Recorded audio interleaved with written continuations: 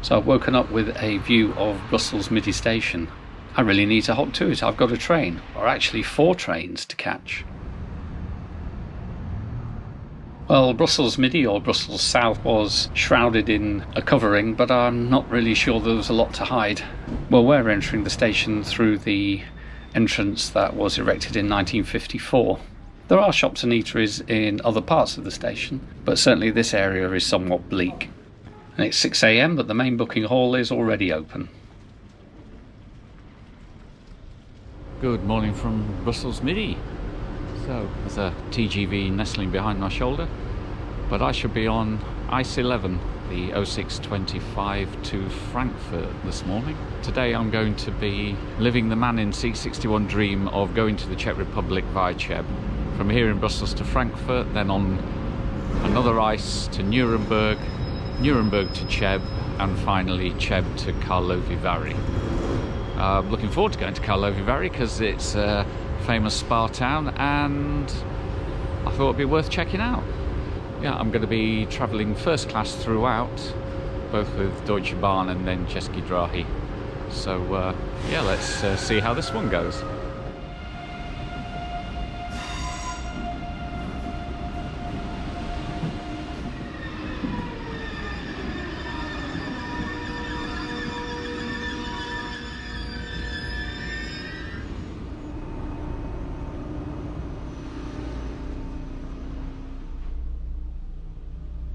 And here we are. Well, before we depart, let's get settled in. There's a tiny bin, and of course, as in Europe, there's always a footrest. Very good one actually, very comfortable. And as you can see, loads of legroom. And there's a tray table of the sturdy variety, always nice to see. And the window products, we've got a blind, some coat hooks, and of course a reading light because we're in first class. There is power under the seat, and of course if you can, get yourself seat 61A. Right, well, we're off.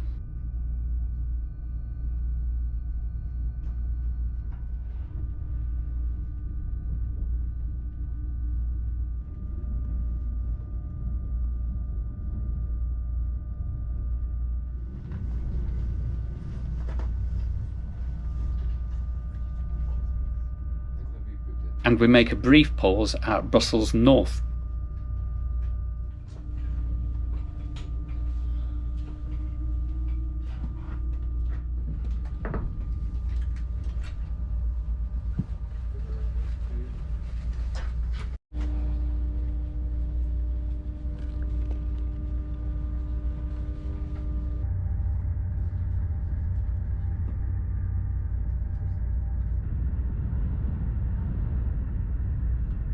Right, my plan at this point was to get to the board restaurant and have myself some breakfast. Just to my right as I pass through is one of the first class compartments. And this ICE first class has very comfortable 2+1 seating. Moving through into the second class, and I must say even at 2+2 there looks to be a lot of space and it seems to be an excellent product. Right, time for some breakfast then. Well, it appears that the board restaurant is not actually serving anything this morning. Nevertheless, the whole board restaurant space is beautifully designed. I just wish there was some food.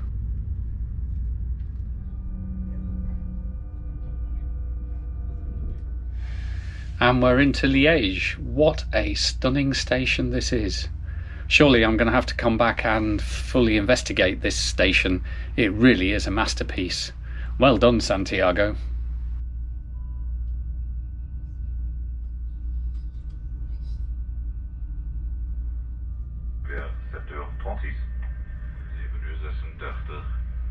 Good morning, meine Damen und Herren. We wish you a pleasant journey. Next stop will be Aachen.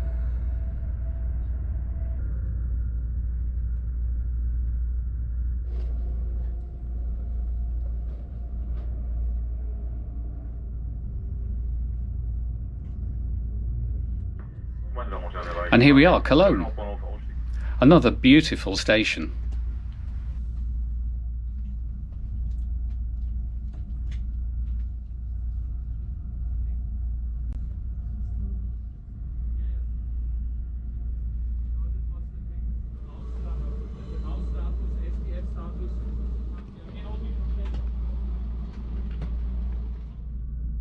Of course, one thing that Cologne station has as an ace up its sleeve is a beautiful view of Cologne Cathedral.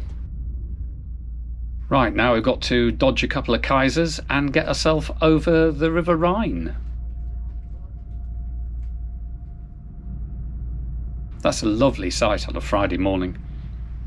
Hello, Kaiser Wilhelm.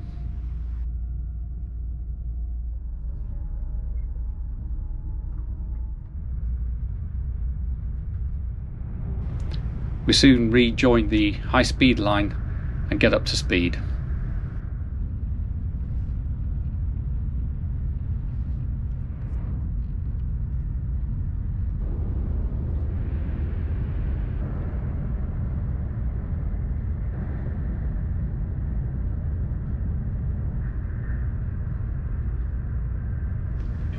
Our high-speed line has tracked Autobahn 3 quite extensively between Cologne and Frankfurt.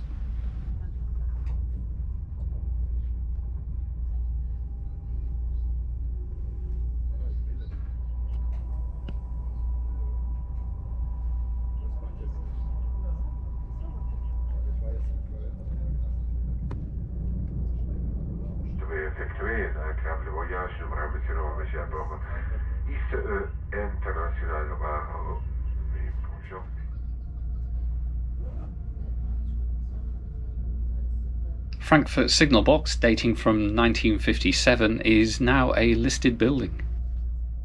And here we are at Frankfurt main Hauptbahnhof, which was opened in August 1888 and for quite some time was the largest station in all of Europe.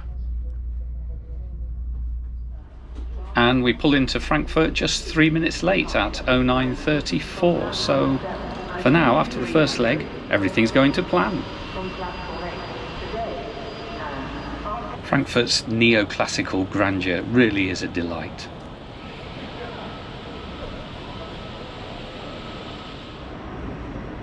I've only got 20 minutes at the station, so time to stock up on a few supplies, and then it's time to get to the platform for our train onward to Nuremberg.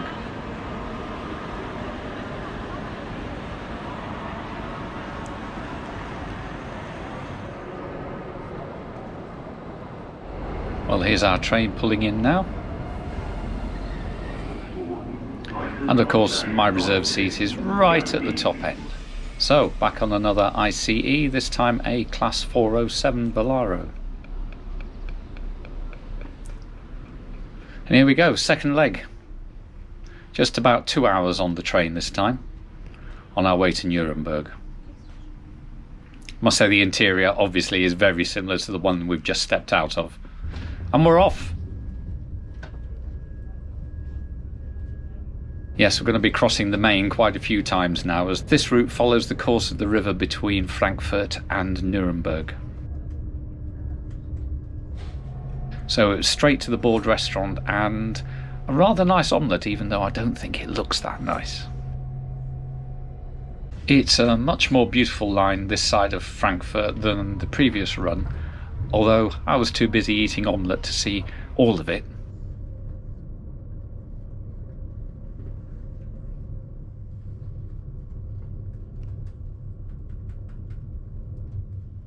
Würzburg is our intermediate stop.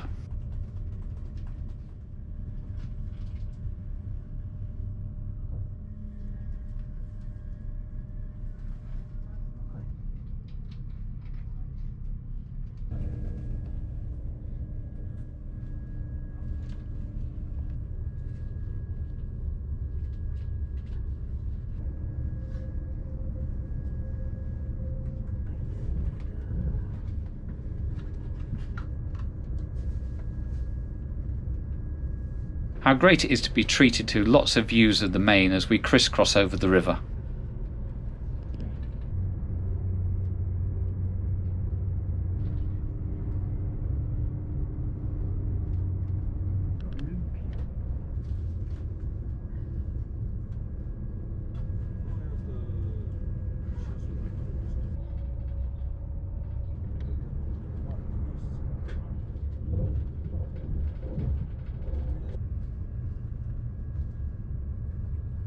We're into Nuremberg, just 6 minutes late at 12:04, but I've got plenty of time before my 12:37 to Heb.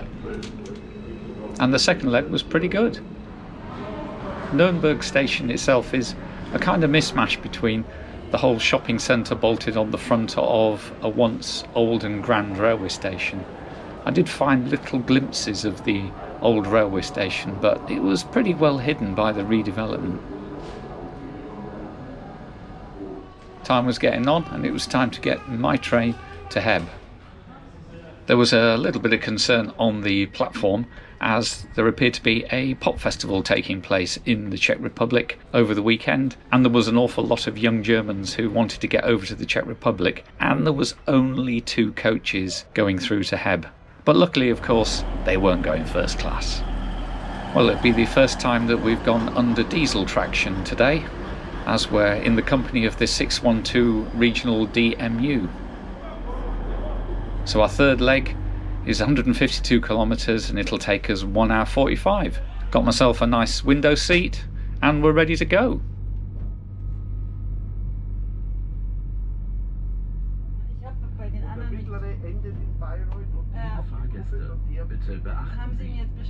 The only problem on this service was that actually the air conditioning wasn't working in our coach, so it certainly got warmer and warmer as the journey went on. Legroom is excellent, but as you can see from the camera movement, we're not on high-speed lines anymore. But there's still the legendary sturdy tray table, and there's a power socket. But being a regional train, yes, you do get overhead reading lights, but there isn't a blind. And here's the seat, very comfortable indeed.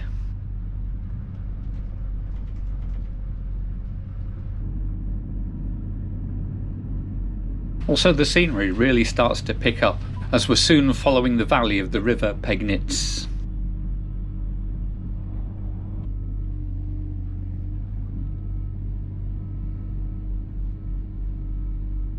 We crisscross the river, popping in and out of short tunnels as we climb towards Pegnitz and then the Czech border.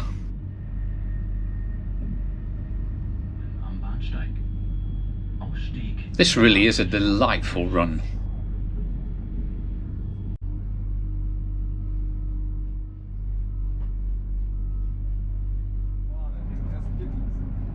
And we're picking up pretty decent speed, 140 kph, not bad.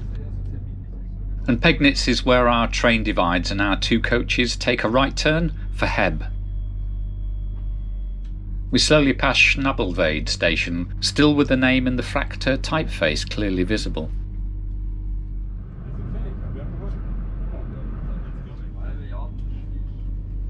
Kirchen-Laybach certainly has no shortage of greenery growing on the platform.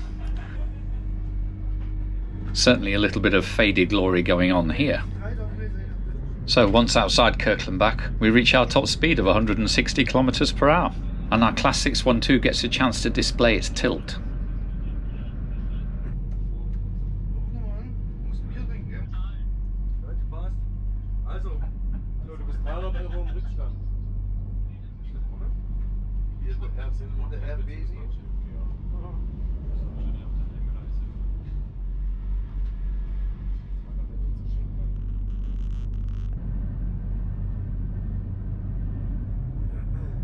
And we pass through Schönding, the last station in Germany.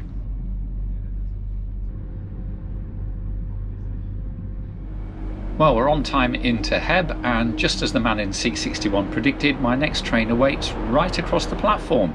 And this is where I bade goodbye to a couple of chaps from Bromley who had been on all the same trains as me from the 625 in Brussels. Let's pop on this rather nice České drahy Interjet. And here we are, another window seat, this'll do. And we're off on the 4th and shortest leg, just 52 kilometres in 43 minutes ahead of us before we get to our final destination. I won't do an extensive seat review in this video, as the following day I took the train from Karlovy Vary to Prague and I was on Interjet again. You can check out that video on this channel.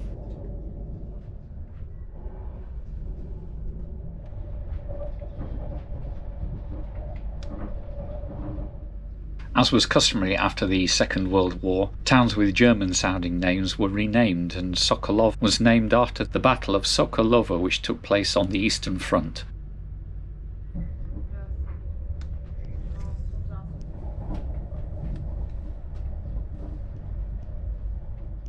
Hauptbahnhof is our last stop before Karlovy Vary. The station building's looking pretty run down, isn't it? As we pull into Karlovy Vary, I realise I haven't mentioned how much all this has cost today. Booking ahead with České drahy, I managed to get a first-class adult single for the whole journey for 1,929 koruna, which, when it came through to my credit card statement, was £65.72. A real bargain in my opinion.